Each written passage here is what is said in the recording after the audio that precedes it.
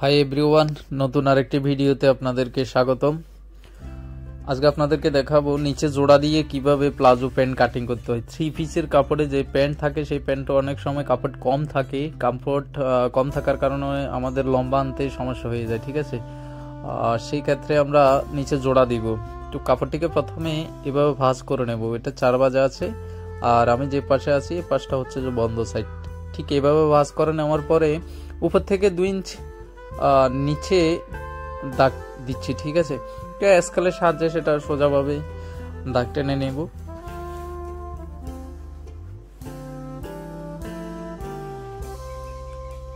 ভালোভাবে দাগ টেনে দিলাম।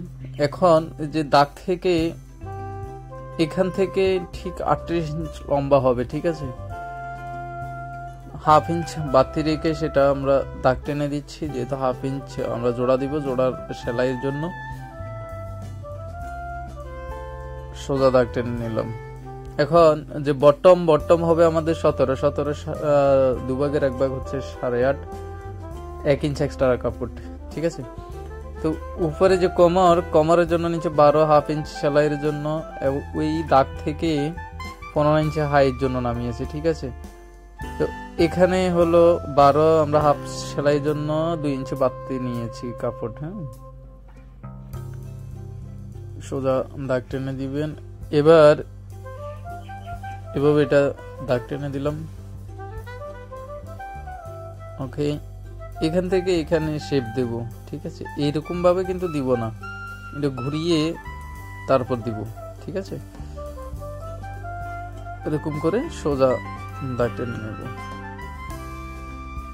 এখন কাটিং করে ফেলব। তো বন্ধুরা, যারা আমাদের চ্যানেলে নতুন এসেছেন, চ্যানেলটি এখনো সাবস্ক্রাইব করেননি, প্লিজ চ্যানেলটি সাবস্ক্রাইব করে দিবেন। যারা অলরেডি সাবস্ক্রাইব করেছেন তাদেরকে অনেক অনেক ধন্যবাদ। তো আমরা দেখুন এটা কাটিং করেছি। হ্যাঁ, নিচে যে জোড়ার অংশ সেটা কোথা থেকে বের করব সেটাও দেখাচ্ছি। এখানে রাবারের জায়গা চাগান, এটা নিচে বটমের জোড়ার জন্য এটা চাগান দিয়েছি। যে এখান থেকে যে কাপড়টি বের হয়েছে সেটাই নিচে জোড়ার জন্য হবে, এটা আলাদা করে নিলাম। এটাকে একটু সমান করে নিচ্ছি। এটা এখানে বসিয়ে 2 ইঞ্চির মধ্যে দাগ টেনে দেব। এখানে 2 ইঞ্চির মধ্যে দাগ টেনে দিলাম, ঠিক সোজা করে দিয়েছি, ঠিক আছে। দাগ বরাবর এখন কাটিং করে নিচ্ছি।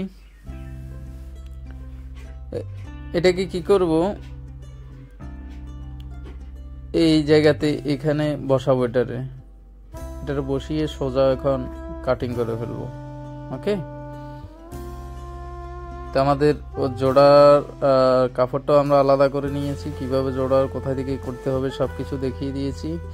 এতক্ষণ আমাদের সাথে থাকার জন্য অনেক অনেক ধন্যবাদ। ভালো থাকবেন, সুস্থ থাকবেন। দেখা হবে অন্য আরেকটি ভিডিওতে। বাই।